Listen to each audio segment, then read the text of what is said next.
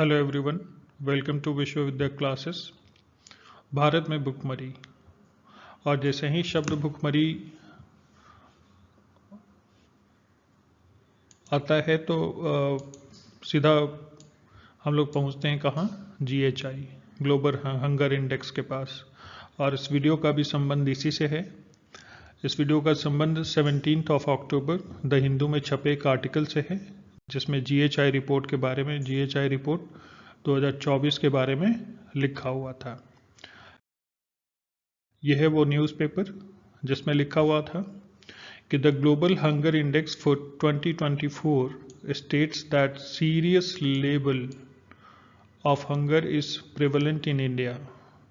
It ranks India 105 among 127 countries. तो ये है रिपोर्ट, और इसी रिपोर्ट को लेकर के ये वीडियो डिज़ाइन किया हुआ है, जो आने वाले किसी भी एग्ज़ाम्स के लिए बहुत इम्पॉर्टेंट हो सकता है। तो इसमें हम लोग जानेंगे GHI के बारे में, और क्या है स्थिति, क्यों भारत में भुखमरी की स्थिति बने हुए, इन सब चीज़ों के बारे में डिटेल में देखेंगे, चर्चा करेंगे। तो आइए देखते हैं। ये ग्लोबल हंगर इंडेक्स का ऑफिशियल साइट है, जहां से मैंने डिटेल्स निकाला है। इसमें भी ये लिखा हुआ है कि in the 2024 global hunger index India rank 1/5 out of 127 countries with sufficient data to calculate 2024 GHI score with a score of 27.3 in the 2024 Global Hunger Index. India has a level of hunger that is serious. ये GHI के official site का ये detail है।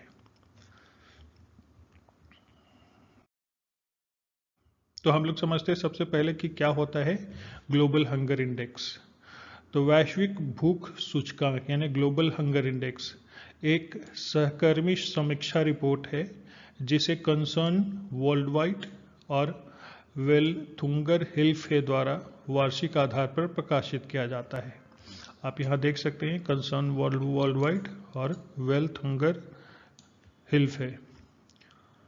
GHI एक उपकरण है जिसे वैश्विक, क्षेत्रीय और राष्ट्रीय स्तर पर भूख का व्यापक रूप को मापने और ट्रैक करने के लिए डिज़ाइन किया गया है, जो समय के साथ भूख के कई आयामों को दर्शाता है। GHI स्कोर में अगर 0 है तो अच्छा है, और जैसे जैसे ये बढ़ता जाएगा वैसे वैसे खराब है। तो GHI स्कोर 0 से 100 के बीच में है। 0 is the best and 100 is the worst. ठीक है, और इसी के बीच में स्कोर दिया जाता है। इंडिया का स्कोर अभी 2024 में 27 पॉइंट समथिंग है, राइट। नोट में मैंने डाला है कि कंसर्न वर्ल्ड वाइड एक अंतर्राष्ट्रीय मानवतावादी संगठन है, जो विश्व के सबसे गरीब देशों में गरीबी और पीड़ा से निपटने के लिए समर्पित है। जबकि वेलथुंगर हिल्फे जर्मनी में एक निजी सहायता संगठन है। इसकी स्थापना वर्ष 1962 में फ्रीडम फ्रॉम हंगर कैंपेन के जर्मन खंड के रूप में की गई थी। तो ये दोनों संस्थाएं जो WHI रिपोर्ट तैयार करने में मदद करती हैं या करती हैं। आगे देखते हैं हम लोग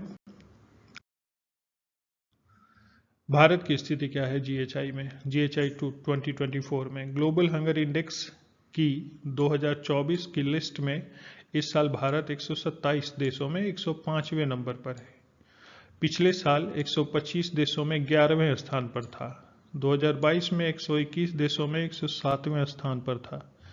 यानी इस साल मामूली ठीक है, लेकिन हंगर इंडेक्स का स्कोर 27.3 है, जो गंभीर बना हुआ है।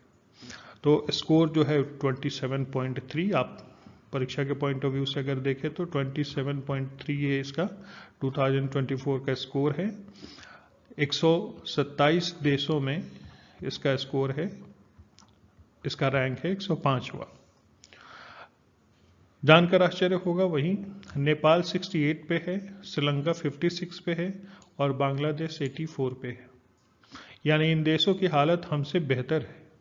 पाकिस्तान की रैंकिंग 109 है, ये हमसे थोड़ा पीछे है। यानी नेपाल, श्रीलंका, बांग्लादेश जिससे आए दिन आप न्यूज़ में देखते होंगे, सुनते होंगे कि भारत ने इनकी मदद की है हर तरीके से, और ये भी हमसे बहुत अच्छी स्थिति में है ग्लोबल हंगर इंडेक्स में। चलिए आगे देखते हैं। चीन, यूएई और कुवैत समेत 22 देश पहले नंबर पर है।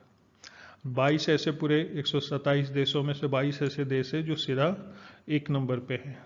जिन देशों का GHI स्कोर कम होता है उनकी रैंकिंग भी कम होती है, यानी वहाँ के लोग कम भूखे हैं। ठीक है, यहाँ देख सकते हैं ये GHI इंडेक्स लगाया हुआ है। अच्छा किसको कहेंगे, सामान्य किसको कहेंगे और गंभीर किसको कहेंगे? तो गंभीर का रेंज है 20 से 34.9, और इसी में इंडिया लाई करता है क्योंकि इंडिया का स्कोर है 27.3। ठीक है, तो भारत में भूख की समस्या गंभीर बनी हुई है 2024 के GHI के रिपोर्ट के हिसाब से। आगे देखते हैं हम लोग। 2024 GHI score in south east and south east Asia. इसमें वो सारे देश हैं जो साउथ ईस्ट एशिया में पड़ते हैं, जैसे चाइना आप यहाँ पे देख सकते हैं, या आप यहाँ पे इंडिया को देखिए 27.3 है ना, और ये इसका पड़ोसी देश, हमारा पड़ोसी देश पाकिस्तान बगल ही में है। अफगानिस्तान की स्थिति हमसे ठीक नहीं है, पाकिस्तान की स्थिति ठीक नहीं है। जो हमसे ठीक है, यहाँ देखिए बांग्लादेश हमसे ठीक है। ठीक है, बांग्लादेश हमसे ठीक है, इंडोनेशिया हमसे ठीक है, म्यांमार हमसे ठीक है, कंबोडिया हमसे ठीक है, नेपाल ठीक है। तो ये सारे देश, श्रीलंका जो अपना पड़ोसी देश है वो हमसे ठीक है। तो इन सारी देशों की स्थिति हमसे अच्छी है। बहुत सारे ऐसे भी देश हैं जिनकी स्थिति हमसे अच्छी नहीं है, लेकिन खैर इंडिया में हम हैं तो इंडिया हमारा कंसर्न है। हंगर इंडेक्स में पिछले 10 सालों में भारत का रैंक आप इस स्केल पे देख सकते हैं कि 2014 से लेकर के 2023 तक के सारे आंकड़े इसमें दिखाए हुए हैं।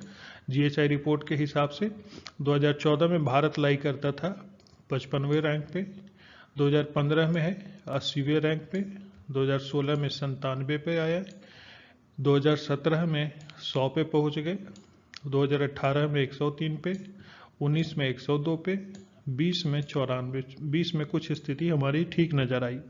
उसके बाद फिर 21 में 101 पे पहुंचे, फिर 22 में 107 पे पहुंचे, 23 में 111 पे पहुंचे, और 24 में हम लोग पहुंच गए 105 पे।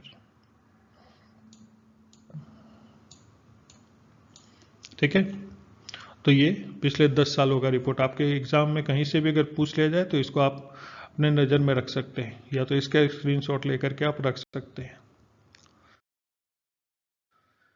सबसे इंपॉर्टेंट जो एग्जाम्स के लिए है कि GHI स्कोर की गणना कैसे करते हैं, क्या होता है इसका आधार। तो प्रत्येक देश का GHI स्कोर 3 आयामों के 4 पैमानों से निकाला जाता है। तो यानी कि इसके 3 आयाम हैं और 4 पैमाने हैं। ये 3 आयाम कौन कौन से हैं? तो एक तो है अल्प पोषण आपका, दूसरा है शिशु मृत्यु दर, और तीसरा आयाम है आपका चाइल्ड अंडर न्यूट्रिशन। तो ये 3 आयाम है, लेकिन चाइल्ड अंडर न्यूट्रिशन जो आयाम है इसके 2 सब डिवीजन हैं, एक चाइल्ड वेस्टिंग है और चाइल्ड स्टंटिंग है। अब शब्दों को सुनकर घबराइए नहीं, बिल्कुल आसान भाषा में हम लोग इसको समझ लेंगे। इन तीनों आयामों को 100 पॉइंट का स्टैंडर्ड स्कोर दिया जाता है। इस स्कोर में अल्प पोषण, शिशु मृत्यु दर और चाइल्ड अंडर न्यूट्रिशन तीनों को 1/3 हिस्सा होता है। स्कोर स्केल पर 0 सबसे अच्छा स्कोर होता है, वहीं 100 सबसे खराब स्केल होता है। तो आइए इसको समझते हैं हम लोग। अगर आप देख पा रहे हो ऊपर वाले फोटो में ये जो तस्वीर है ना, इसको मैं इधर ड्रॉ करके आपको दिखाता हूँ। तो मान लीजिए पूरा 100 है, तो इस पूरे 100 को हम लोग 3 पार्ट में डिवाइड करेंगे 3 आयामों के लिए। ठीक है, एक हो गया अल्प पोषण, इसको 1 नंबर देते हैं, दूसरा हो गया शिशु मृत्यु दर, और तीसरा हो गया आपका चाइल्ड अंडर न्यूट्रिशन। अब यही जो तीसरा पैमाना है इसको फर्दर हम लोग क्लासिफाई करके रखे हैं 2 में। एक तो है चाइल्ड वेस्टिंग चाइल्ड वेस्टिंग और दूसरा है चाइल्ड स्टंटिंग। ठीक है, तो कुल मिला के इन सब का 1/3 में जो वेटेज है इस तरीके से है। इसका वेटेज 1/3, इसका वेटेज 1/3, चाइल्ड वेस्टिंग 1/6 हो जाएगा और चाइल्ड स्टंटिंग 1/6 हो जाएगा। तो ये पूरा मिला करके आपको GHI स्कोर की गणना की जाती है। ठीक है,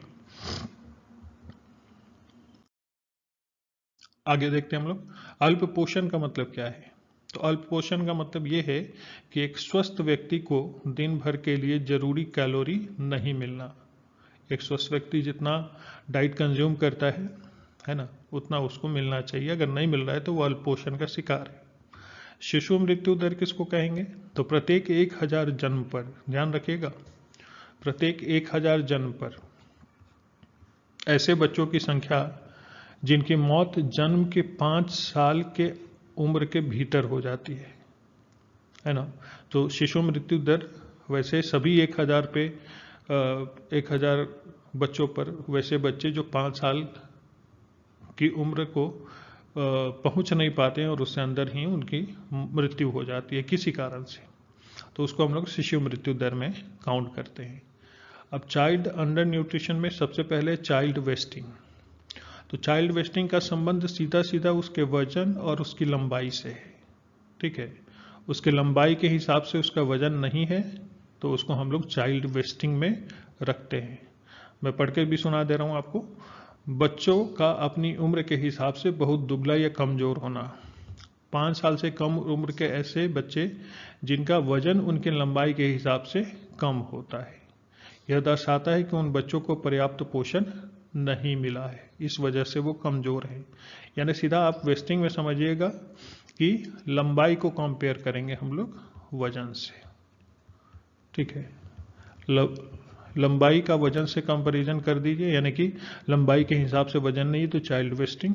आगे हम लोग देखेंगे कि उम्र का संबंध लंबाई से है, यानी कि एज का संबंध लंबाई से, यानी कि जैसे जैसे बच्चों की उम्र बढ़ती है वैसे वैसे उनकी लंबाई बढ़नी चाहिए। अगर लंबाई नहीं बढ़ रही है या फिर उम्र के हिसाब से लंबाई कम है तो ऐसी स्थिति में उनको हम लोग चाइल्ड स्टंटिंग वाले कैटेगरी में रखते हैं। तो मेरे ख्याल से समझ गए होंगे आप लोग। तो इस वीडियो में इतना ही और फिर आगे हम लोग देखते हैं, मिलते हैं अगले वीडियो में। धन्यवाद।